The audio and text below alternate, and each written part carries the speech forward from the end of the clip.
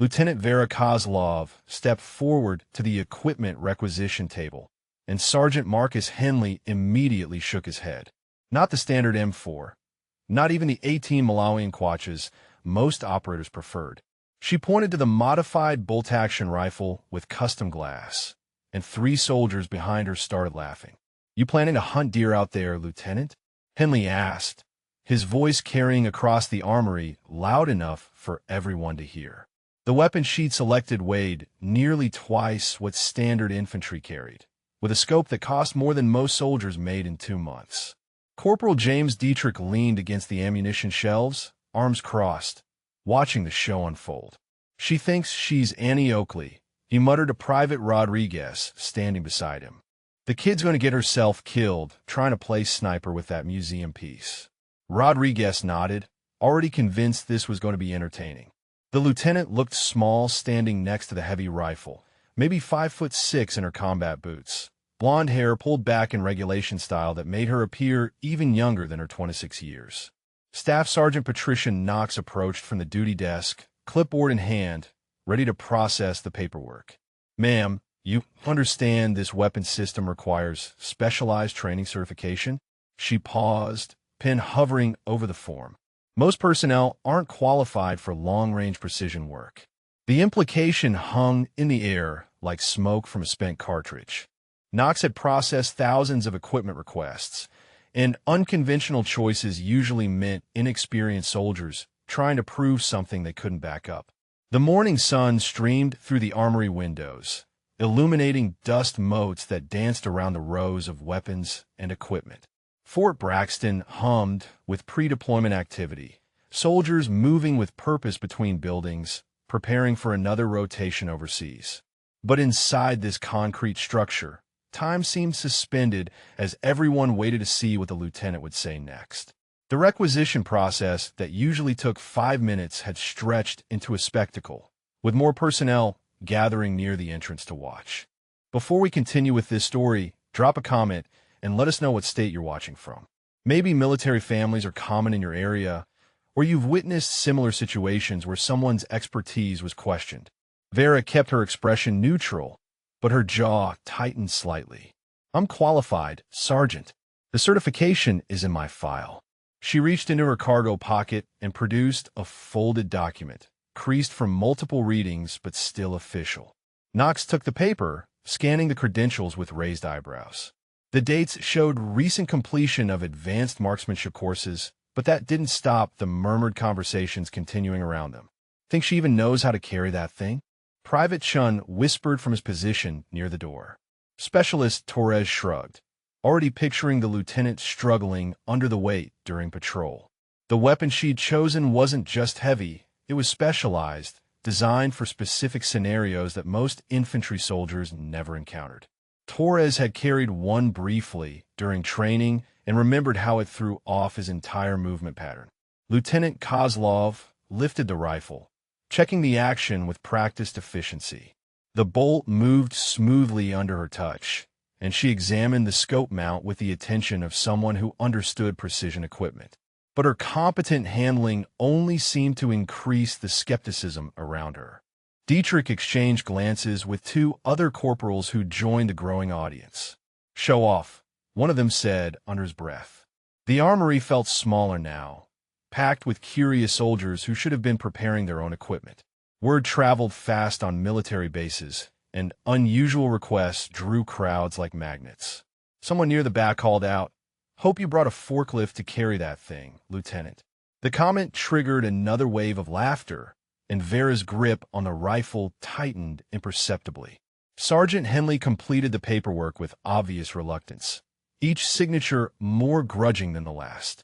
"Ma'am, you'll need to zero this weapon before deployment. Range time is limited, and if you can't qualify, you'll have to select standard equipment." His tone suggested he fully expected her to fail, that this entire exercise would end with her returning cap in hand for something more appropriate to her presumed skill level. The morning stretched toward noon, but the tension in the armory remained thick and uncomfortable. Vera shouldered the rifle, adjusting the sling with movements that spoke of familiarity, But the watching soldiers saw only a young officer making questionable decisions. The weight distribution was different from standard weapons, requiring technique and strength that came from extensive training, but none of the observers seemed willing to consider that possibility. As she prepared to leave, carrying the rifle that had caused such commotion, conversations resumed behind her. Give her 2 days, someone predicted. She'll be back here asking for something she can actually handle. The prophecy was delivered with the confidence of soldiers who'd seen plenty of officers make poor choices and face the consequences. But Vera Kozlov walked out of that armory with steady steps, leaving behind a room full of skeptics convinced they'd just witnessed another case of misplaced confidence that reality would soon correct. The rifle range at Fort Braxton stretched across 200 meters of carefully maintained firing lanes, each position marked with concrete barriers and steel target frames. Lieutenant Kozlov arrived 30 minutes before her scheduled qualification time, the controversial weapon slung across her shoulder, drawing stares from early morning shooters. Range Master Chief Petty Officer Daniel Voss looked up from his clipboard, squinting in the dawn light as she approached the check-in table. Well, what do we have here? Voss had been running this range for 12 years, watching thousands of soldiers attempt qualification with every weapon system the military issued. But the rifle Lieutenant Kozlov carried made him pause, pen hovering over his attendance sheet. Ma'am, you planning to engage targets in the next county with that cannon? His question carried the weight of someone who'd seen too many soldiers bite off more than they could chew. 3 Marines occupied lanes 7 through 9, their standard M4S looking compact compared to the lieutenant's selection. Staff Sergeant Miguel Santos glanced over, recognizing the weapon profile immediately. Jesus, that's a real shooter's rifle, he commented to his spotters. Hope she knows what she's doing with it. The Marines had seen enough hot shots flame out spectacularly to approach any unusual display with healthy skepticism. Santos had qualified expert with similar weapons, and he knew the challenges they presented. Vera began her equipment inspection, checking the scope mounting and verifying the bolt action cycled smoothly. Her movements were methodical, following a pattern that suggested routine rather than uncertainty. But Chief Voss watched with the critical eye of someone whose job involved preventing accidents and embarrassment. Ma'am, this weapon system has specific safety protocols. You familiar with the Manual of Arms? His tone implied doubt that someone requesting such specialized equipment would possess the necessary training. Lane 15 had been assigned for her qualification, positioned at the far end where the noise wouldn't disturb other shooters. The distance markers stretched out in 50-meter increments, with silhouette targets set at regulation distances. 2 corporals from a morning shift gathered near the scoring table, curious about the unusual spectacle developing on their range. One of them, Corporal Lisa Brennan, had watched dozens of qualification attempts and developed an eye for predicting success or failure. She's going to struggle with that recoil, Brennan observed to her companion, Corporal Kevin Walsh. That rifle kicks like a mule, and she doesn't look like she has the mass to handle it properly. Walsh nodded agreement, remembering his own painful introduction to heavy weapons during advanced training. The physics were unforgiving, and smaller shooters often found themselves overwhelmed by weapons designed for larger operators. The morning air carried the sharp scent of gun oil and brass, mixed with the distant aroma of coffee from the range office. Other soldiers had begun gathering, word spreading through the base communication network that moved faster than official channels. Someone was attempting qualification with unusual equipment, and that kind of entertainment drew audiences in military communities starved for interesting diversions. Lieutenant Kozlov requested 2 magazines of match-grade ammunition, signing for the expensive rounds with steady handwriting. Chief Voss handed over the ammunition with visible reluctance. Ma'am, this costs about $4 per round. Hope you make them count. The comment wasn't entirely professional, but range masters developed protective attitudes toward equipment and resources, especially when facing what appeared to be wasteful requests from overconfident personnel. A small crowd had assembled behind the firing line, including several NCOs who should have been supervising morning training elsewhere. Sergeant First Class Robert Kim arrived with his coffee, positioning himself where he could observe both the shooter and the targets. He'd been on bases where spectacular failures became legendary stories, and something about this situation suggested it might join that category. Kim settled in to watch what he expected would be an educational experience for the young lieutenant. The rifle weighed 11 pounds empty, nearly twice the standard infantry weapon, and required different shooting positions to accommodate its length and balance. Vera adjusted the bipod legs, setting up for prone position shooting, but even her competent handling couldn't overcome the skeptical atmosphere surrounding Lane 15. Marines from nearby positions paused their own training to observe, creating an impromptu audience for what many expected to be a humbling experience. Chief Voss reviewed the qualification standards, reading from regulations he'd memorized years ago. "Ma'am, you need 36 hits out of 40 rounds to qualify expert with this weapon system. Standard is 23 hits minimum." He paused, letting the numbers sink in. The implication was clear. Miss more than 4 shots, and her expert rating would disappear along with her credibility.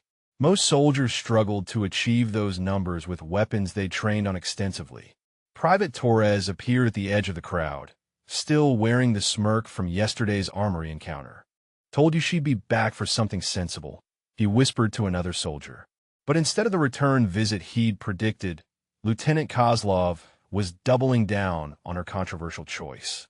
Torres positioned himself where he could watch both the target impact and her shooting position, expecting to witness the reality check he felt certain was coming. The morning sun climbed higher, casting sharp shadows across the range complex and illuminating the growing assembly of curious observers. The first shot echoed across the range with authority that made conversations pause mid-sentence. Lieutenant Kozlov worked the bolt smoothly, ejecting the spent brass that caught morning sunlight as it tumbled to the concrete. Through his spotting scope, Range Master Chief Voss could see the target clearly at 100 meters, but he remained silent for several seconds before calling the result. "Hit, center mass," he announced with professional neutrality that couldn't quite mask his surprise. Corporal Brennan exchanged glances with Walsh, both expecting to see evidence of beginner's luck rather than skill. "That was just one shot," she murmured, loud enough for nearby observers to hear. Plenty of soldiers could manage single good shots before their technique fell apart under pressure. The real test would come as fatigue and recoil accumulated through the qualification course, breaking down form and exposing limitations that initial success had hidden. Lieutenant Kozlov chambered her second round, settling into shooting position with movements that seemed more confident than her first attempt.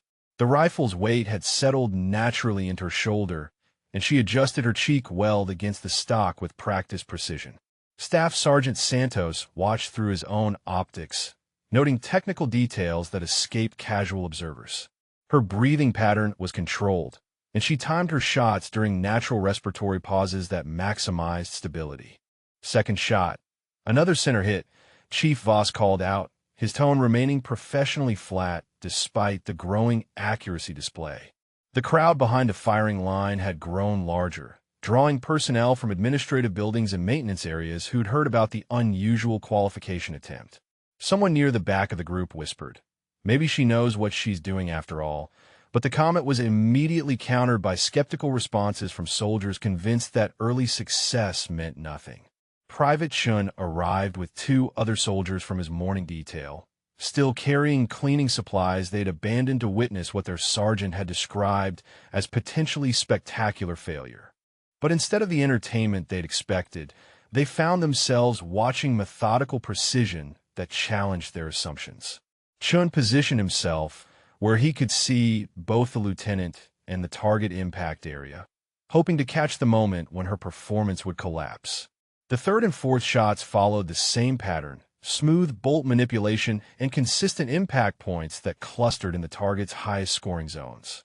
Lieutenant Kozlov's shooting rhythm had established itself, measured and deliberate, without the rushed cadence that characterized nervous shooters. But the assembled observers searched for signs of strain or uncertainty, convinced that sustained performance with such demanding equipment would eventually expose her limitations. Sergeant First Class Kim lowered his coffee cup, watching the lieutenant's shooting position with the critical eye of someone who'd instructed marksmanship for 8 years. Her elbow placement was textbook perfect, and she managed the rifle's recoil with technique that suggested extensive training rather than natural ability. But Kim had seen confident shooters collapse under pressure, and qualification courses were designed to test consistency rather than individual shot capability. 5 shots fired, 5 center hits confirmed, Chief Voss announced, and the skeptical murmurs behind the firing line grew more subdued. The Marines on adjacent lanes had paused their own training entirely, drawn into the developing drama of someone defying expectations with equipment they recognized as unforgiving. Staff Sergeant Santos found himself rooting for the lieutenant despite his initial doubts, professional respect growing for anyone who could handle demanding weapons with such apparent competence. Corporal Walsh checked his watch, calculating the time intervals between shots and noting the consistent pace Lieutenant Kozlov maintained. She wasn't rushing through the qualification, but neither was she showing signs of the fatigue that typically accumulated when managing heavy weapons. Walsh had struggled with similar rifles during his own advanced training, remembering the burning sensation in his shoulder and the way his accuracy deteriorated as muscle fatigue built through extended shooting sessions. The morning breeze shifted direction, carrying the scent of gunpowder, smoke across the range complex, and rustling the flags mounted near the observation tower. Lieutenant Kozlov seemed unaffected by environmental conditions, adjusting her point of aim with subtle scope corrections that suggested familiarity with external ballistics. Her 6th shot impacted with the same precision as the previous 5, maintaining the grouping that had begun to quiet the skeptical commentary from watching personnel. Private Torres had moved closer to the firing line, abandoning his original position to get a better view of what he'd expected to be a learning experience for the lieutenant. Instead, he found himself watching a display of competence that challenged everything he'd assumed about her capabilities. Torres glanced around at other observers, searching for confirmation that this performance was somehow unusual or unsustainable, but found mostly expressions of growing respect mixed with stubborn disbelief. Chief Voss marked the score sheet with mechanical precision, but his internal assessment was shifting with each confirmed hit. 12 years of range supervision had taught him to recognize different types of shooters, and Lieutenant Kozlov was demonstrating characteristics he associated with advanced training rather than basic qualification attempts. Her equipment selection, which had seemed questionable an hour earlier, was beginning to make sense in the context of her demonstrated skill level. The qualification course continued with steady progression, each shot adding evidence that contradicted the morning's skeptical predictions and forcing observers to reconsider their assumptions about the young lieutenant and her controversial weapon choice. 10 shots completed, 10 center hits recorded, and the range had grown quieter as conversations shifted from mockery to cautious observation. Lieutenant Kozlov transitioned to the kneeling position for her next series, adjusting the rifle's balance with movements that spoke of muscle memory rather than conscious thought. The weapon that had seemed oversized in the armory now appeared natural in her hands, managed with the efficiency that came from extensive repetition. Corporal Brennan found herself studying the lieutenant's technique more carefully, searching for flaws that would explain why someone so competent had faced such universal skepticism.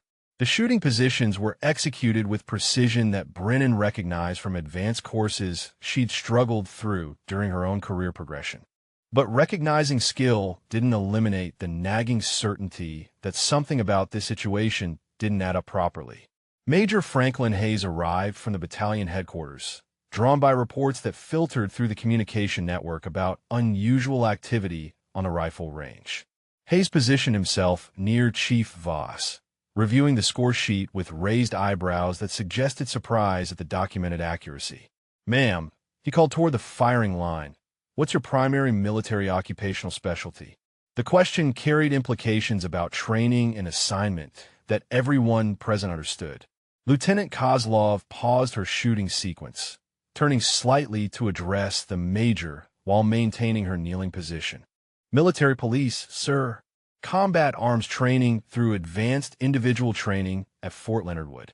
Her response provided factual information without elaboration, but it failed to explain the level of marksmanship she was demonstrating with equipment that exceeded standard military police requirements by considerable margins.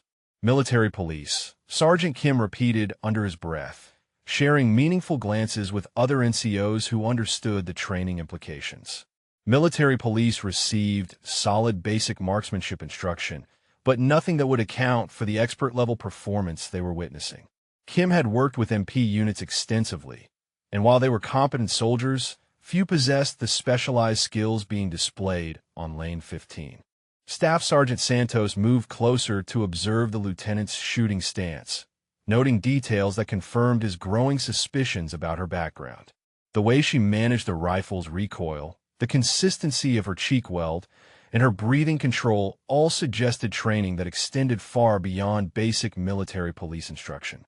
Santos had attended advanced marksmanship schools himself, and he recognized techniques that were taught only in specialized programs. The 11th through 15 shots maintained the same devastating accuracy, each impact recorded in the target's high-scoring zones. Chief Voss had stopped showing surprise, settling into the rhythm of calling hits that had become predictable in their precision. But the growing crowd behind the firing line struggled to reconcile what they were seeing with their understanding of military training progression and occupational specialty limitations. Private Chen whispered to his companions, "Maybe she went to some special school nobody knows about." The suggestion was immediately challenged by soldiers who understood how military records worked and how specialized training was documented and tracked. Chen's explanation felt unsatisfactory, but it represented the kind of rationalization that observers needed to make sense of unexpected competence. Major Hayes requested Lieutenant Kozlov's personnel file from the range office, studying her documented training history while she continued shooting. The file contained standard entries for basic training, advanced individual training, and routine continuing education requirements, but nothing that would explain the level of expertise being demonstrated. Hayes found himself questioning whether the documentation was complete or whether some training had been omitted from official records. Corporal Walsh had begun timing the intervals between shots, noting the consistent pace that never varied despite the rifle's demanding characteristics. The lieutenant showed no signs of fatigue or strain, managing the weapon's weight and recoil with steady competence that defied expectations about sustained performance with heavy equipment. Walsh remembered his own painful experiences with similar rifles and couldn't understand how someone could maintain such consistency. The 16th shot struck dead center, followed immediately by the 17th with identical precision.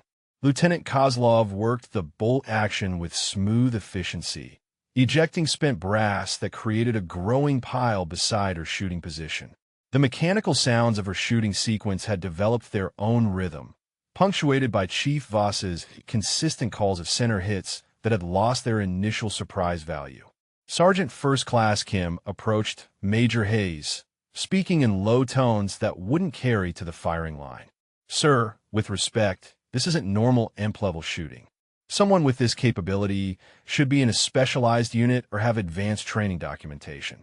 Kim's observation voiced what many observers were thinking, but hesitating to express directly. Major Hayes nodded agreement, but his review of available records provided no additional insight into Lieutenant Kozlov's background or training history. The discrepancy between documented qualifications and demonstrated capability was growing more pronounced with each accurate shot, creating questions that standard personnel files couldn't answer. Hayes found himself wondering whether there were aspects of the lieutenant's service record that weren't reflected in routine documentation. The morning sun had climbed higher, casting shorter shadows across the range complex and illuminating the growing assembly of observers who'd abandoned their scheduled duties to witness something that was beginning to feel significant rather than merely unusual. 20 shots fired, 20 center hits recorded, and the skeptical atmosphere that had dominated the early morning was giving way to respectful curiosity about who Lieutenant Kozlov really was and where she had acquired such extraordinary capabilities. The qualification course advanced to 200-meter targets, and Lieutenant Kozlov transitioned to standing position shooting that would challenge even experienced marksmen. The rifle that had drawn mockery in the armory now seemed perfectly suited to its intended purpose, balanced in her hands with a naturalness that suggested countless hours of practice. Chief Voss raised his spotting scope, preparing to call shots at the extended distance where environmental factors and human limitations typically began affecting accuracy. 21st shot, center hit, Voss announced, his professional composure now tinged with genuine respect for the performance he was witnessing. The crowd behind the firing line had grown to include personnel from 3 different units, drawn by reports that spread through the base faster than official communications. Someone was shooting perfect scores with equipment that most soldiers couldn't handle competently, and that kind of demonstration attracted audiences hungry for exceptional performance. Captain Rebecca Torres arrived from the operations center, having received radio calls about unusual activity on the rifle range that was disrupting normal training schedules.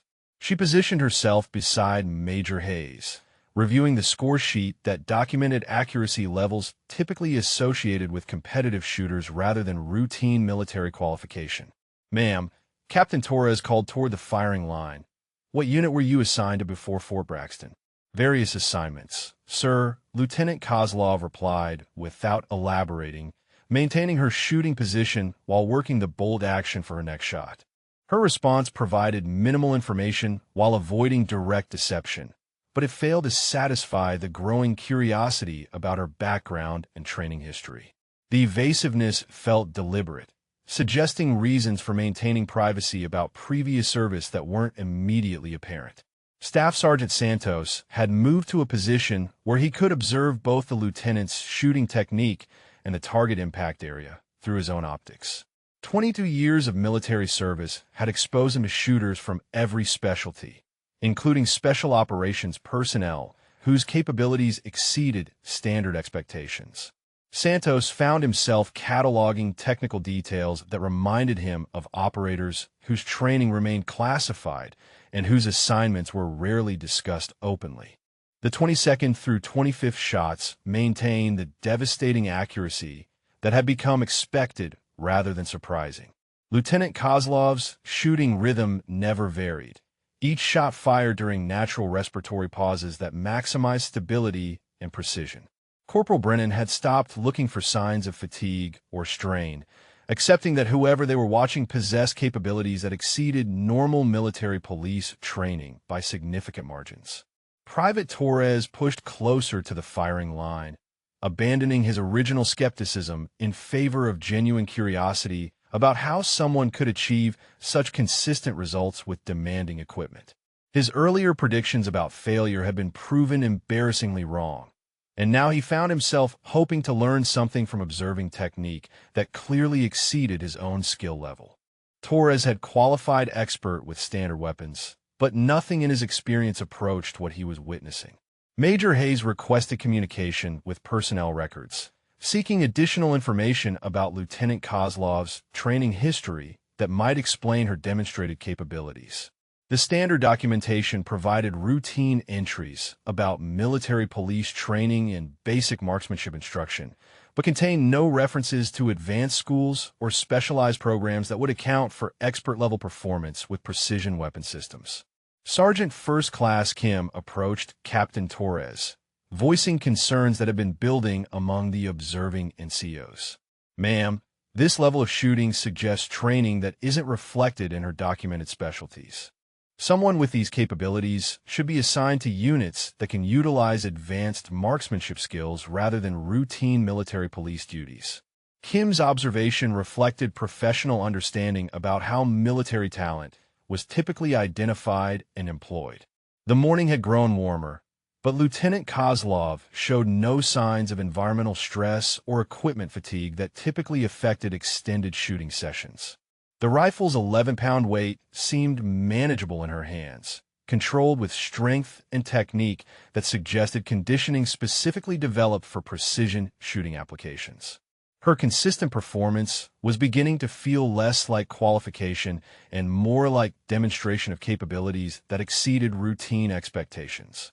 26 shots fired, 26 center hits recorded, and Chief Voss found himself wondering whether he was witnessing someone who belonged in specialized units rather than standard military police assignments. 12 years of range supervision had exposed him to thousands of qualification attempts. But this performance was approaching levels he associated with competition shooters and special operations personnel whose training represented significant military investment. Captain Torres studied the lieutenant's personnel file more carefully, searching for indicators that might explain the discrepancy between documented background and demonstrated capability. The file contained standard entries and routine evaluations, but lacked the specialized training references that would typically accompany someone with advanced marksmanship skills. Torres found herself questioning whether the documentation was complete or whether some aspects of service history were classified above her access level. Corporal Walsh had begun taking notes, documenting technical aspects of the lieutenant's shooting technique that might benefit his own training programs. The consistent accuracy was supported by fundamental skills that Walsh recognized from advanced courses, but executed with refinement that suggested practice opportunities beyond routine military training. Walsh found himself revising his understanding of what military police training could produce under optimal conditions. The qualification course continued with mechanical precision, each shot adding evidence that Lieutenant Kozlov possessed capabilities that challenged assumptions about training, assignment, and the relationship between documented specialties and actual skill levels that might not appear in standard personnel records.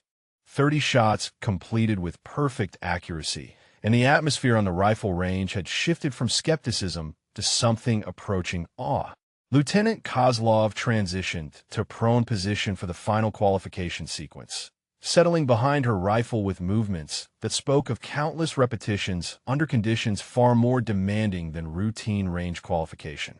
The weapon that had drawn ridicule 12 hours earlier was now revealing its true purpose in the hands of someone who understood its capabilities completely. Colonel James Mitchell arrived from division headquarters, having received reports about extraordinary marksmanship performance that was attracting attention throughout the base. Mitchell positioned himself where he could observe both the shooting and the growing crowd of personnel who'd abandoned their duties to witness what was being described as potentially historic accuracy. 30 consecutive center hits represented performance that exceeded routine qualification standards by margins that suggested professional competition-level skills. Chief Voss had stopped calling individual shot results, settling into a rhythm of confirming hits that had become predictable in their precision. His 12 years of range supervision had exposed him to every type of shooter the military produced, but Lieutenant Kozlov was demonstrating capabilities that belonged in specialized units whose training costs exceeded standard military education by factors of 10 or more. Voss found himself wondering how such talent had ended up in routine assignments. The 31st shot echoed across the range complex, followed immediately by Voss's confirmation of another center hit. Lieutenant Kozlov worked the bolt action with smooth efficiency, ejecting brass that caught morning sunlight as it tumbled to the concrete beside her shooting position. Her breathing remained controlled, and she showed no signs of fatigue or strain despite managing equipment that challenged most soldiers after extended use. Captain Torres had established communication with Personnel Command, requesting access to classified training records that might explain the discrepancy between Lieutenant Kozlov's documented background and demonstrated capabilities. Standard military police files contain no references to advanced marksmanship schools or specialized training programs, but Torres suspected that some aspects of service history were classified above routine access levels and might not appear in standard documentation. Staff Sergeant Santos found himself studying technical aspects of the lieutenant's shooting technique with professional fascination. Her scope adjustments were minimal, suggesting either exceptional consistency or intimate familiarity with the weapon system's ballistic characteristics. Santos had worked with precision rifles extensively, and he recognized handling that came from training opportunities that exceeded standard military instruction by significant margins. Major Hayes approached Colonel Mitchell, speaking in low tones that wouldn't carry to the firing line. "Sir, this performance suggests capabilities that should be documented in specialized training records, but her file shows only routine military police instruction." Hayes paused, choosing his words carefully. Someone with these skills should be in assignments that utilize advanced marksmanship rather than standard law enforcement duties. The 32nd through 35th shots maintained the devastating accuracy that had become expected rather than surprising. Lieutenant Kozlov's shooting rhythm never varied, each shot timed during natural respiratory pauses that maximized stability and precision. The mechanical sounds of bolt manipulation and brass ejection had developed their own cadence, punctuated by Chief Voss's consistent confirmations of center hits. Sergeant First Class Kim had begun questioning his understanding of military training progression and talent identification systems. Someone with Lieutenant Kozlov's demonstrated capabilities should have been identified during initial training and directed towards specialized programs that could utilize such exceptional marksmanship. Kim found himself wondering whether talent recognition systems had failed or whether there were aspects of her background that weren't reflected in available documentation.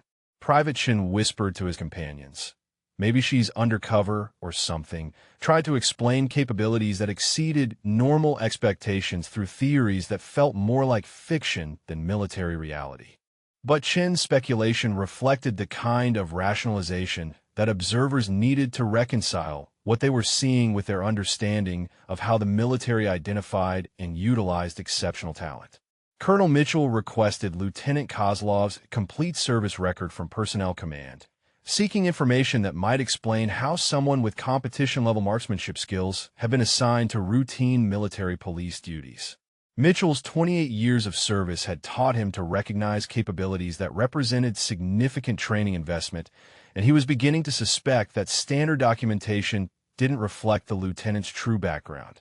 The 36th shot struck dead center, followed by the 37th with identical precision. Lieutenant Kozlov showed no signs of pressure or strain despite approaching the conclusion of a qualification sequence that would determine whether her controversial equipment selection had been justified. The rifle that had seemed oversized in the armory was now demonstrating its intended purpose under the control of someone who understood precision shooting at levels that exceeded routine military training. Corporal Walsh found himself revising everything he understood about military police capabilities and training standards.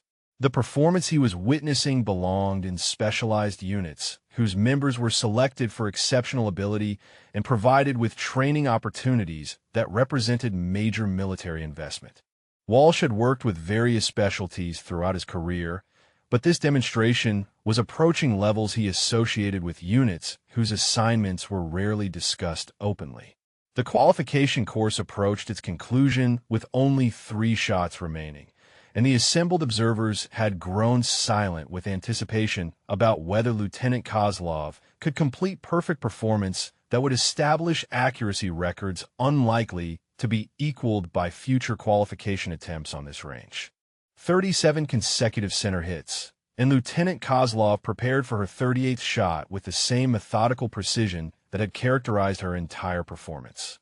The rifle range had grown crowded with personnel from across Fort Braxton, drawn by reports of extraordinary marksmanship that was rewriting assumptions about training and capability. 3 shots remained to complete perfect qualification, a feat that would establish accuracy records unlikely to be matched by future attempts on this range. Colonel Mitchell had positioned himself directly behind the firing line, studying Lieutenant Kozlov's technique with the critical eye of someone who'd observed elite units throughout his career. Her shooting position was textbook perfect, but executed with refinements that suggested training opportunities beyond standard military instruction. Mitchell found himself questioning how such exceptional talent had remained unrecognized in routine assignments that failed to utilize capabilities of this magnitude. The 38th shot echoed across the range complex with authority that had become familiar during the past hour. Chief Voss raised his spotting scope automatically, confirming another center hit with professional composure that masked his growing amazement at the sustained accuracy. Voss had supervised thousands of qualification attempts, but this performance was approaching legendary status that would be discussed on this base for years to come.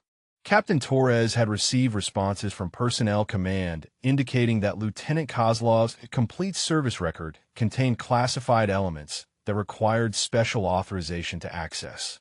The confirmation that hidden aspects existed in her background provided partial explanation for capabilities that exceeded documented training, but it raised additional questions about why someone with advanced skills was assigned to routine military police duties rather than specialized units. Staff Sergeant Santos found himself studying every aspect of the lieutenant's equipment and technique, searching for insights that might benefit his own training programs.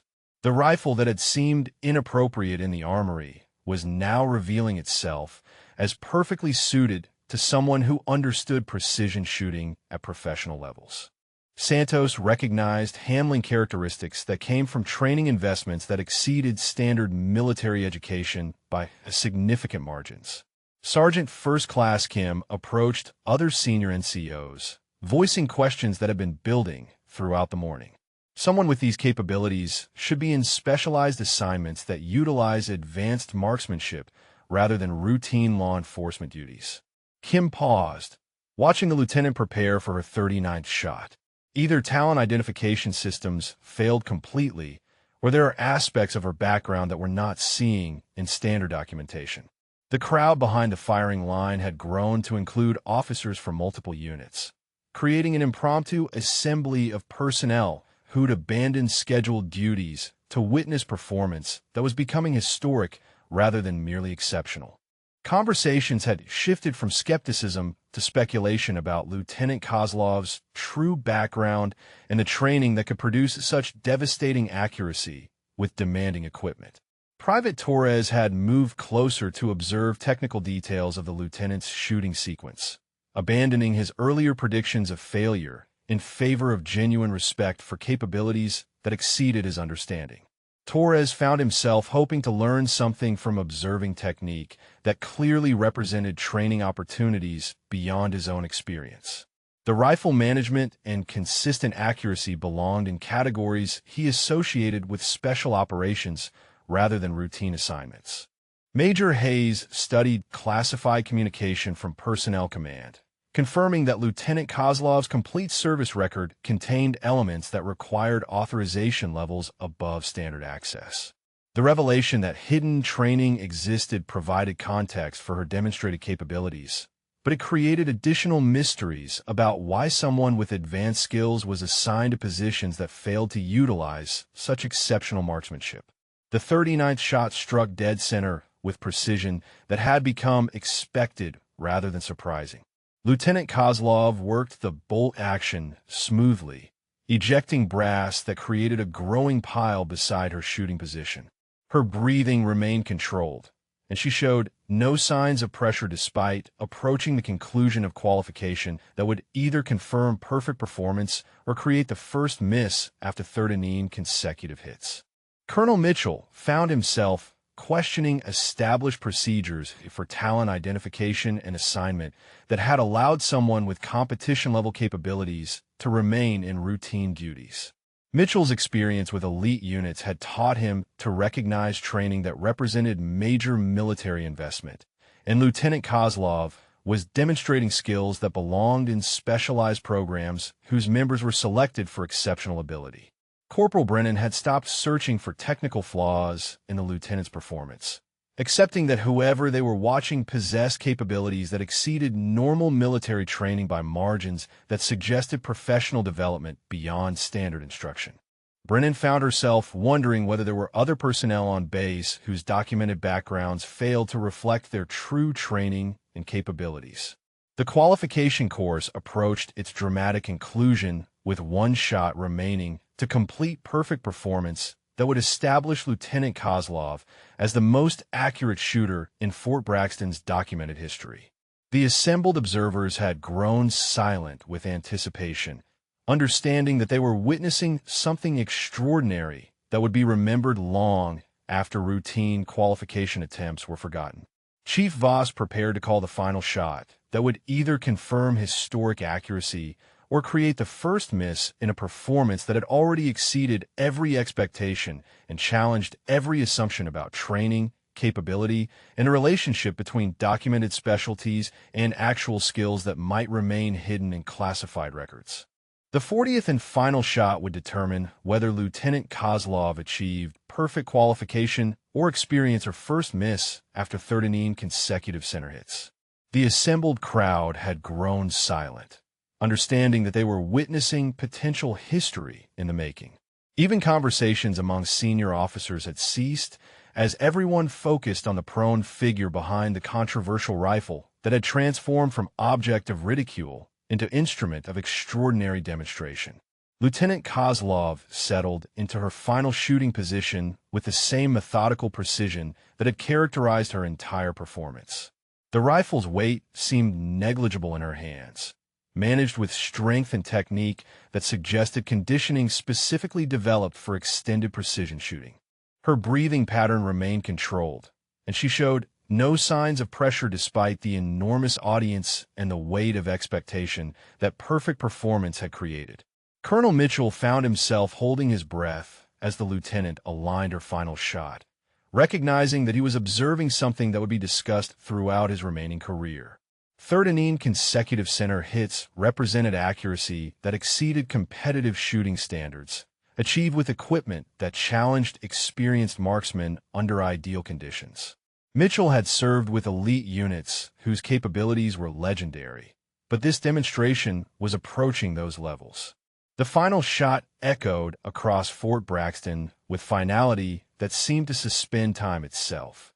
For 3 seconds, absolute silence hung over the rifle range as Chief Voss raised his spotting scope to confirm the impact.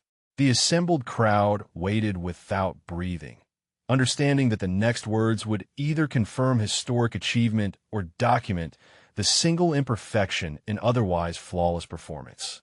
Hit, center mass, perfect qualification, Chief Voss announced, his professional composure finally cracking to reveal genuine amazement at what he'd witnessed. 40 consecutive center hits with demanding equipment represented accuracy that would establish records unlikely to be equaled on this range. Voss had supervised thousands of qualification attempts, but nothing in his experience approached the sustained precision he'd just documented. The crowd erupted in spontaneous applause that echoed across the range complex, drawing additional personnel from distant buildings who wondered what could generate such enthusiastic response from typically reserved military audiences. 40 perfect shots had transformed Lieutenant Kozlov from object of skepticism into someone whose capabilities demanded respect and recognition from every observer who'd witnessed the extraordinary demonstration. Staff Sergeant Santos approached the firing line with genuine admiration for performance that exceeded his own considerable experience with precision weapons. "Ma'am, that was the finest shooting I've witnessed in 22 years of military service," he announced loud enough for nearby personnel to hear.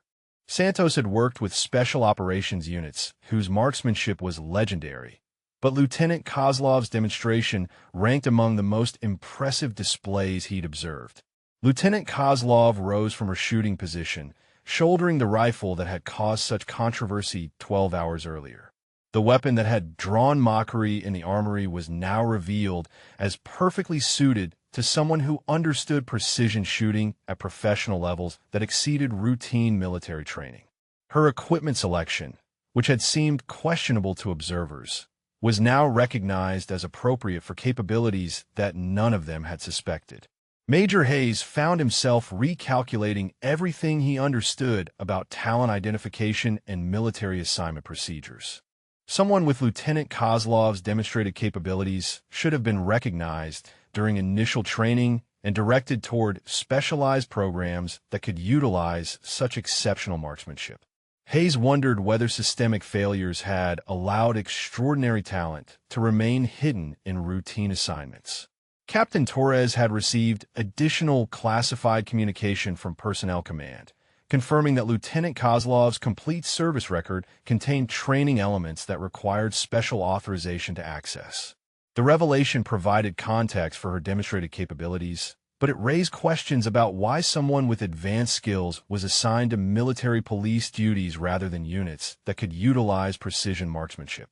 Corporal Brennan approached the lieutenant with genuine curiosity about background and training that could produce such devastating accuracy.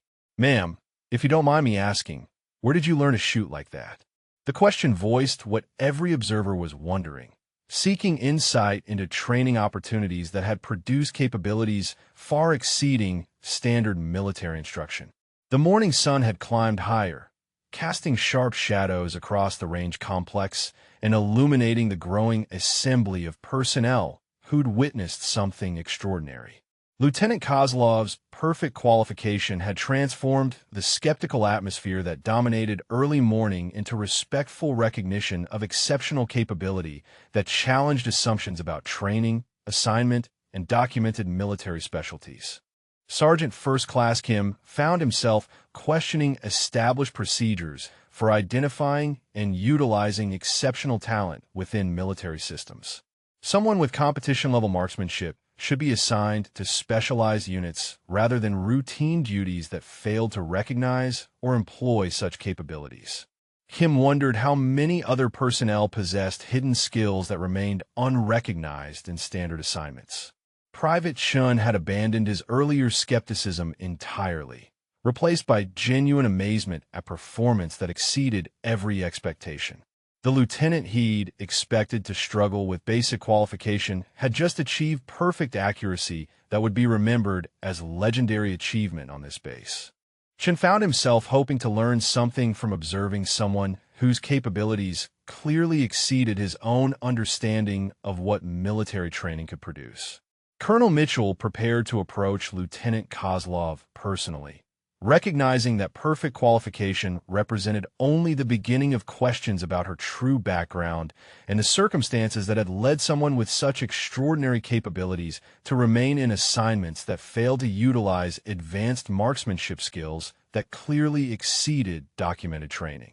Colonel Mitchell approached Lieutenant Kozlov with measured steps, his expression reflecting both professional respect and growing curiosity about the extraordinary performance he'd witnessed.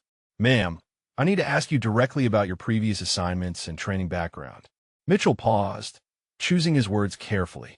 Perfect qualification with precision equipment suggests capabilities that should be documented in specialized training records, but your file shows only routine military police instruction. Lieutenant Kozlov secured her rifle and faced the colonel with steady composure that suggested comfort with command attention. "Sir, my training has been conducted through various programs that may not appear in standard documentation." Her response provided acknowledgement without elaboration, maintaining the professional distance that had characterized her interactions throughout the morning qualification sequence. Staff Sergeant Santos had positioned himself where he could observe the developing conversation between Lieutenant Kozlov and senior officers. 22 years of military service had taught him to recognize situations where official records failed to reflect true capabilities, often for reasons related to operational security and classified assignments. Santos suspected they were witnessing the emergence of information that had been deliberately concealed. Captain Torres received additional classified communication on her secure device, scanning content that appeared to provide context for Lieutenant Kozlov's background. The expression on Torres's face shifted from curiosity to recognition as she read details that weren't reflected in standard personnel files. Torres approached Colonel Mitchell, requesting private conversation about information that required special handling. Major Hayes found himself studying Lieutenant Kozlov with new understanding, recognizing that perfect marksmanship represented only surface evidence of training that extended far beyond routine military instruction. Hayes had worked with special operations personnel whose documented backgrounds were intentionally limited to protect operational security, and he was beginning to suspect similar circumstances surrounded the lieutenant's true assignment history. The crowd behind the firing line had grown restless with curiosity about the developing situation, understanding that Lieutenant Kozlov's perfect qualification had revealed something significant about her background. Conversations among observers focused on speculation about specialized training and classified assignments that might explain capabilities far exceeding documented military police instruction. Sergeant First Class Kim approached other senior NCOs, voicing questions that had been building throughout the morning observation. Someone doesn't develop competition-level marksmanship through routine training, Kim observed quietly. Either she had access to specialized programs that aren't documented, or there are aspects of her service that we're not authorized to know about through normal channels. Lieutenant Kozlov maintained her professional demeanor while facing increasing scrutiny from officers who were beginning to piece together implications of her demonstrated capabilities. The rifle that had drawn ridicule 12 hours earlier was now recognized as appropriate equipment for someone whose training clearly exceeded standard military instruction by significant margins. Private Torres had moved closer to observe the interaction between Lieutenant Kozlov and senior command, abandoning his morning duties entirely to witness what was becoming a significant revelation about hidden capabilities and classified backgrounds. Torres found himself wondering how many other personnel on base possessed skills that weren't reflected in their documented specialties. Colonel Mitchell requested secure communication with division headquarters, seeking authorization to access Lieutenant Kozlov's complete service record, including classified elements that might explain her extraordinary marksmanship.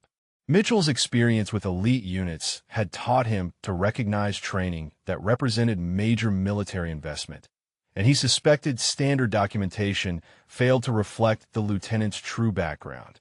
Chief Voss approached with a completed qualification scorecard, documenting perfect accuracy that would establish records on Fort Braxton's rifle range. "Sir, this represents the finest marksmanship I've witnessed in 12 years of range supervision," Voss reported to Colonel Mitchell.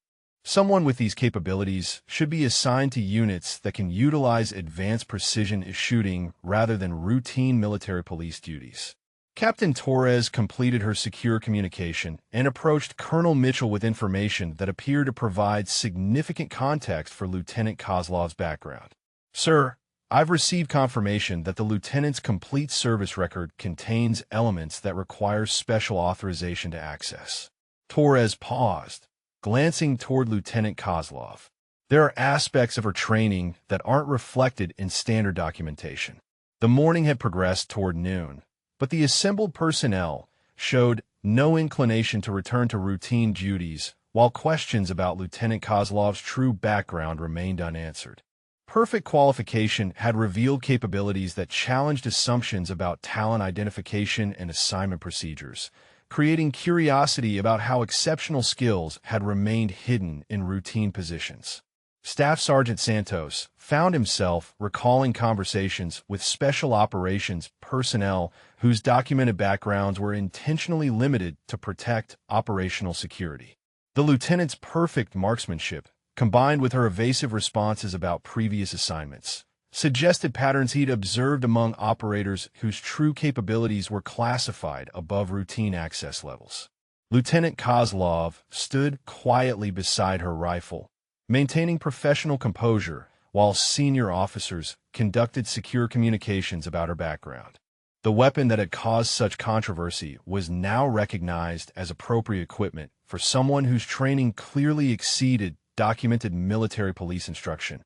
But questions remained about the circumstances that had led to such extraordinary capabilities remaining hidden in routine assignments. Colonel Mitchell completed his secure communication with division headquarters, receiving authorization to access classified elements of Lieutenant Kozlov's service record that had been sealed for operational security.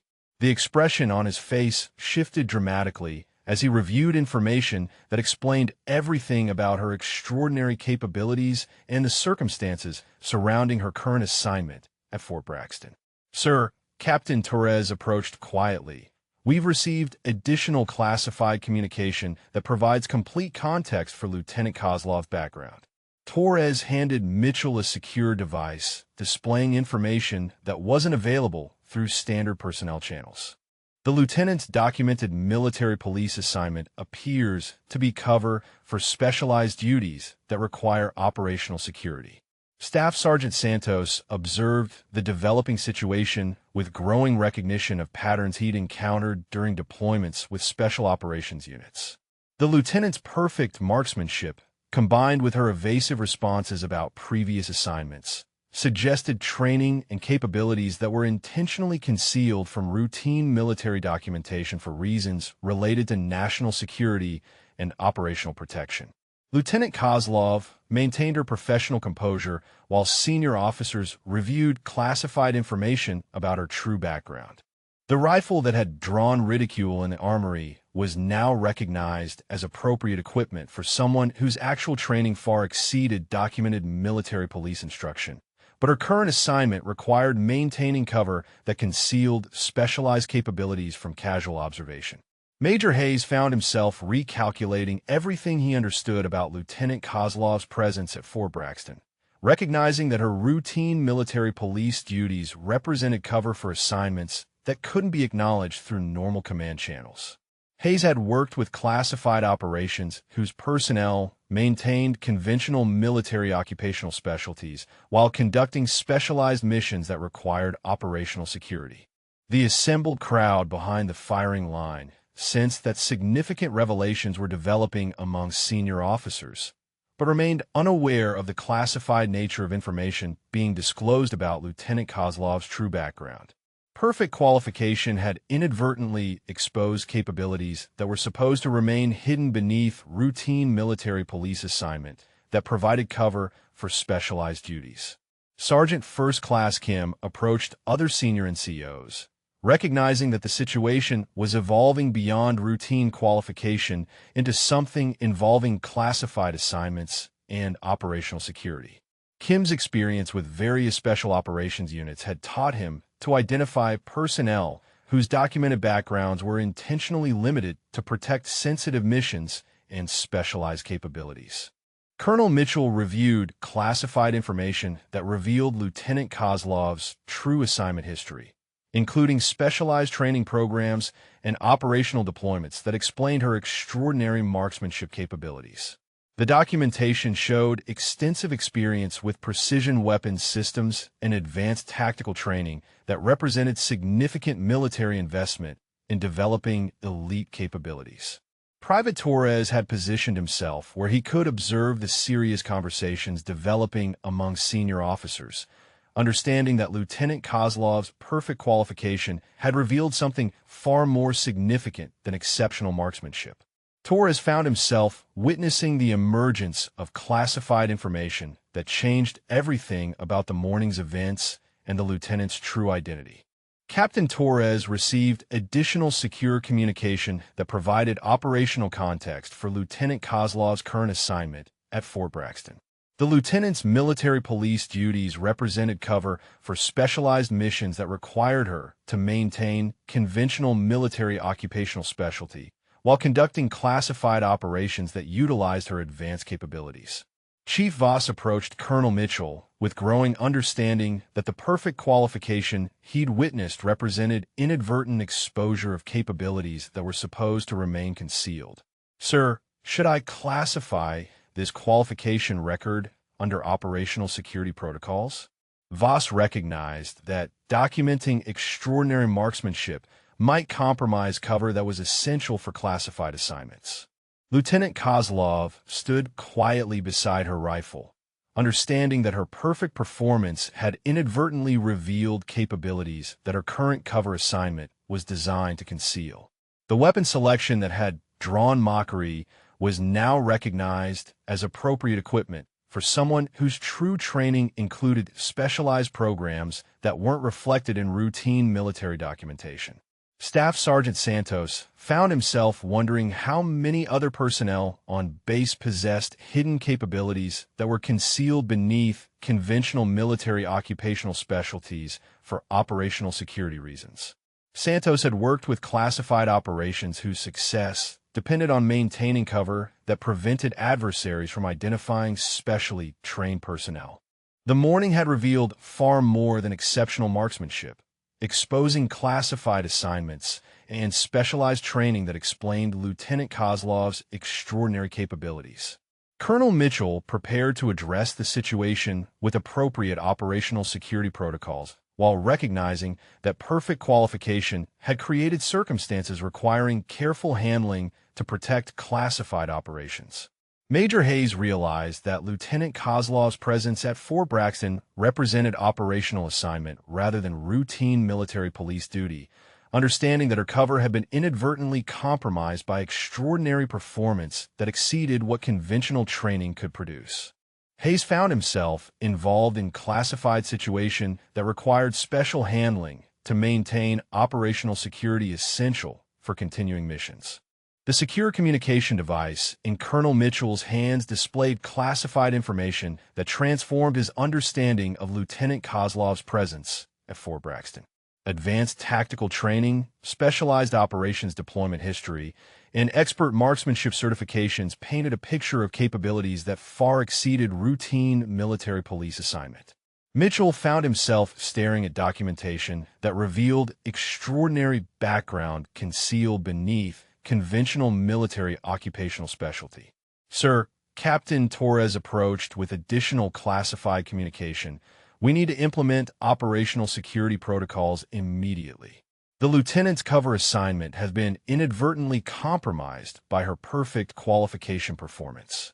Torres paused, recognizing the sensitivity of information being disclosed. Her true specialization requires protection that routine documentation cannot provide. Staff Sergeant Santos had moved closer to observe the developing situation, his experience with special operations allowing him to recognize patterns associated with classified assignments and operational security concerns. Santos understood that Lieutenant Kozlov's extraordinary marksmanship represented inadvertent exposure of capabilities that were supposed to remain hidden beneath routine military duties. Lieutenant Kozlov maintained her professional composure while senior officers addressed classified aspects of her true assignment, understanding that perfect qualification had created operational security challenges that required careful handling.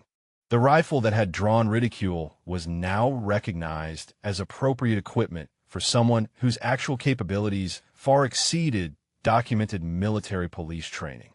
Colonel Mitchell approached Lieutenant Kozlov directly, speaking in low tones that wouldn't carry to observing personnel. "Ma'am, your qualification performance has inadvertently exposed capabilities that your current cover assignment was designed to conceal. We need to address operational security implications while maintaining mission integrity." Mitchell paused, recognizing the complexity of the situation they now faced. The assembled crowd behind the firing line sensed growing seriousness among senior officers, understanding that Lieutenant Kozlov's perfect qualification had revealed something significant beyond exceptional marksmanship. Conversations among observers had shifted from admiration to curiosity about classified discussions developing among command personnel who were addressing information not available through routine channels.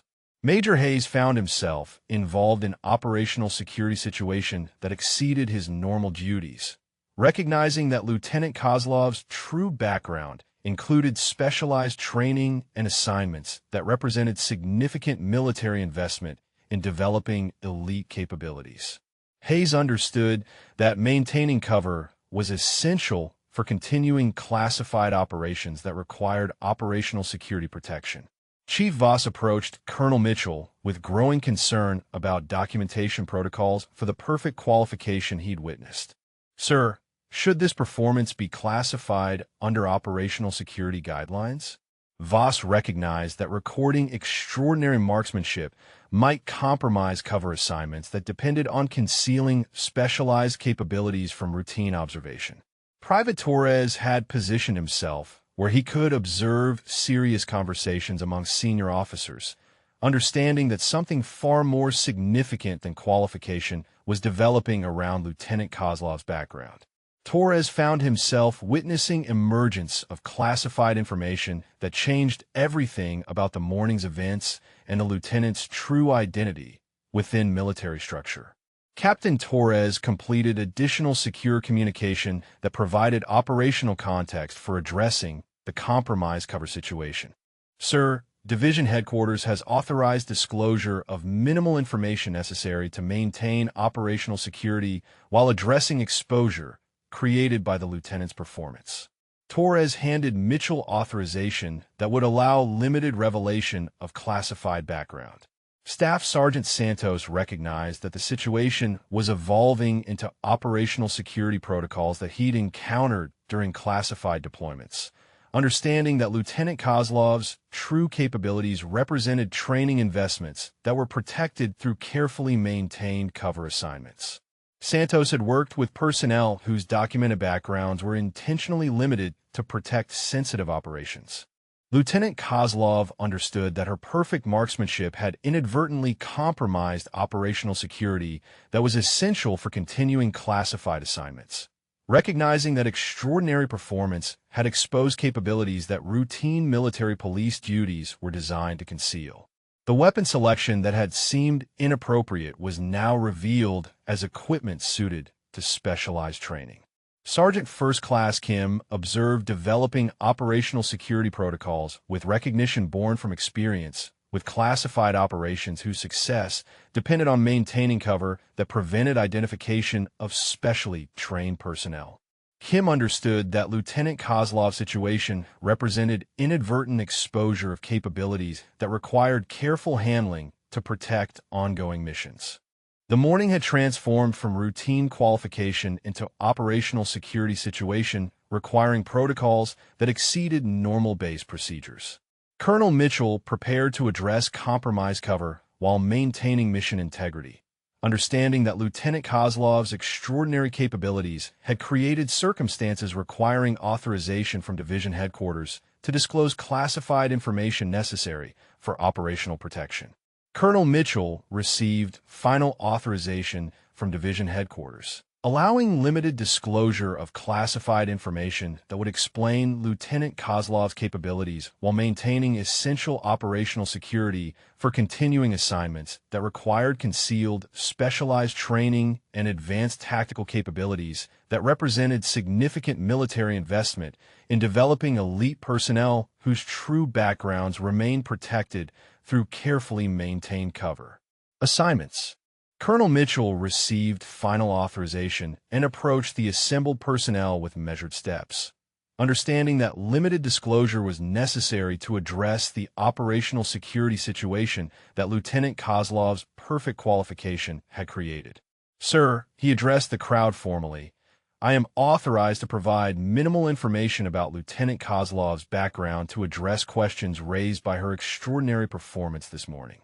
The rifle range fell silent as senior officers and enlisted personnel recognized that significant information was about to be disclosed.